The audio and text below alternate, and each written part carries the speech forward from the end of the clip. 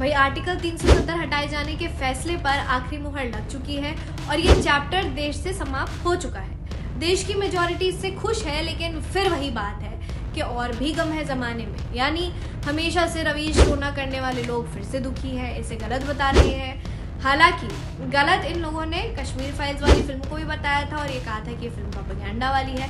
ये भी कहा था कि कश्मीरी पंडित तो मौज काटने के लिए दिल्ली और बैंगलोर भाग जाते हैं, उन्हें किसी इस्लामी आतंकी ने वहां से हटाने के लिए मजबूर नहीं किया था।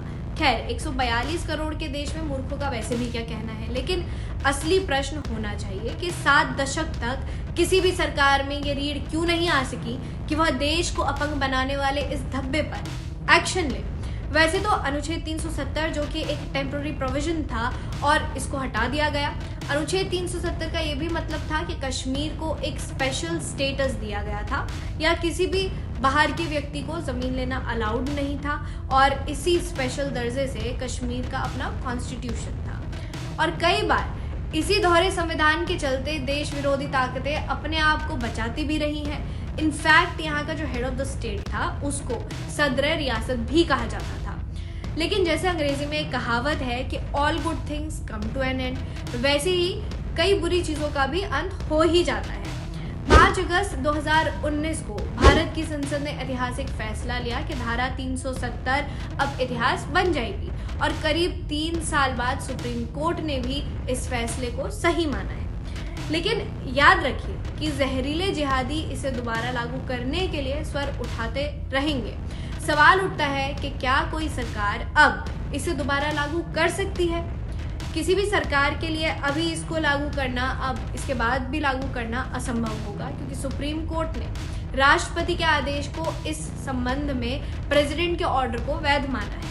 अब आर्टिकल 370 का सेक्शन 3 खत्म हो चुका है। अगर ये जिंदा रहता तो भले एक बार ये सारे नियम वापस आते। यानी अगर 370(3) होता तो भविष्य में कोई सरकार 5 अगस्त 2019 से पहले की स्थिति बहाल कर सकती थी। अब अगर कोई सरकार ऐसा करना चाहे तो उसे संविधान के अनुच्छेद 368 का रास्ता लेना होगा, क्योंकि इसके लिए अनुच्छेद 368 में बड़े बदलाव करने होंगे और इसके लिए दोनों सदन में 2/3 का बहुमत चाहिए होगा। भाजपा तो ये करने से रही और कांग्रेस के 100 सीट लाने के भी लाले पड़े हुए हैं। ऐसे में किसी भी सरकार के लिए इसे दोबारा अमल में लाना असंभव ही होगा। लेकिन हाँ, वापस एक चीज़ ज़रूर आ सकती है और वो है पीओके। शायद ये बिना युद्ध के ही वापस आ जाए, क्योंकि आजकल जैसे पाकिस्तान की हालत है ना, उसे देखकर लगता नहीं है कि ज़्यादा दिन वो टिक पाएंगे और पीओके तो हमारा है ही वैसे भी। खैर, जो भी हो, रुदाली गैंग का 7.5 अभी 20 से 25 साल तक तो भाई ख़त्म नहीं होने वाला है। पहले बेचारे कोट करते थे और कोर्ट पर से भी उनका जो इकोसिस्टम है वो ढीला पड़ने लगा है।